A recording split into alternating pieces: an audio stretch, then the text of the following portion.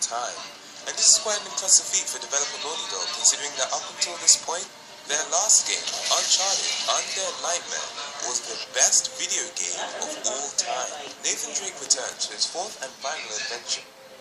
Oh wait, that one. Nathan Drake returns for his fourth and final adventure that people actually give a crap about, with his longtime friend Sully and his wife Elena, who is apparently incapable of looking like the same person for more than 2 years at a time. The game starts off with Nathan having given up his life of crazy adventures in exchange for a quieter one. And it's made abundantly clear that this guy is bored as hell, which I didn't understand at first, considering his job consists of deep-sea diving and getting invited to go on exotic trips. Later on though, they show that in the year 2016, this guy only has a PlayStation 1. Yeah, I'd be pretty bored too. However, all of this changes when Nathan's long-lost brother Sam returns in desperate need of his help to find pirate treasure.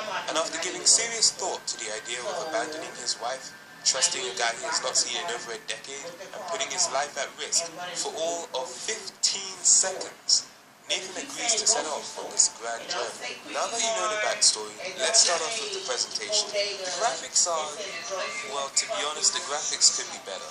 I mean, it's not bad, but the textures and shadows seem pretty basic. It's almost like a PS3 game. Oh wait, this is Uncharted 3. The graphics in Uncharted 4 are absolutely incredible.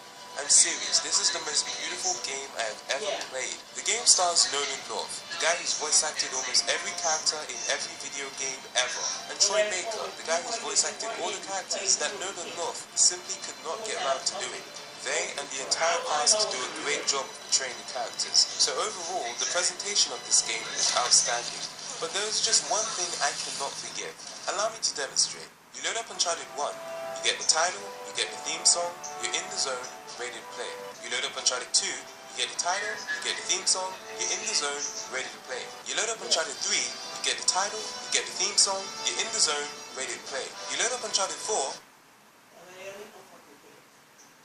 Hey guys, I think you forgot the song. No title, no theme song. I mean, come on, even The Last of Us, that depressing as hell game, had music. This start screen is so basic that this guy literally got bored to death. Anyway, back to the point. Defining features from previous Uncharted games have returned. You climb on bricks and ledges so conveniently and specifically placed, it's unbelievable. And it's almost as though halfway through the game, the developers realized how unrealistic this was, and so they give you a pick that you need to use to climb in later sections. Puzzles are back, and whilst I found them a lot of fun, they would put neither GLaDOS nor Professor Layton to shame. I did not once get stuck.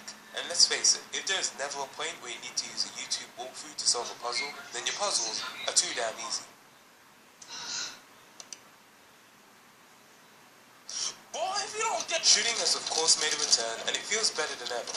Physically. Emotionally, it feels like you're mowing down a bunch of people who are just trying to earn a living. Along with the familiar mechanics come some new ones. For example, the grappling hook, which officially completes Nathan's transformation into Spider-Man. Also, stealth mechanics have been greatly improved, with marking enemies and hiding in tall grass. How this guy did not see me, I will never understand. As with all the previous games, there are many collectibles to find, including rare treasures such as this chipped mug. Hey Mug, clear the cabinets, we're gonna be rich! Okay, here's one thing I have to say.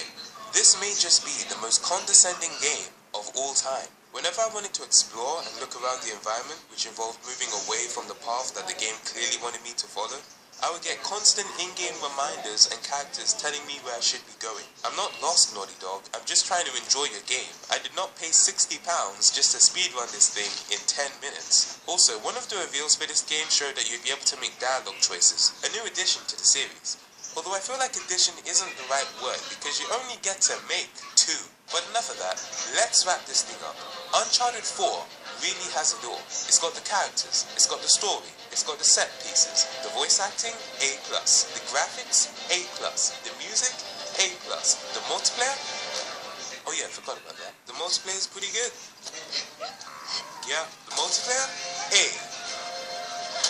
Naughty Dog not only checked off every box humanly possible, they created new boxes and checked those off as well. This game has heart, and you can tell that everyone over at Naughty Dog put their souls into making this the best it could be. If you have a PS4, then consider yourself lucky. That's more than Nathan Drake has, and you absolutely must get this game. If you don't have a PS4, now's a better time than ever to pick one up. I mean, look, the PlayStation 4 now has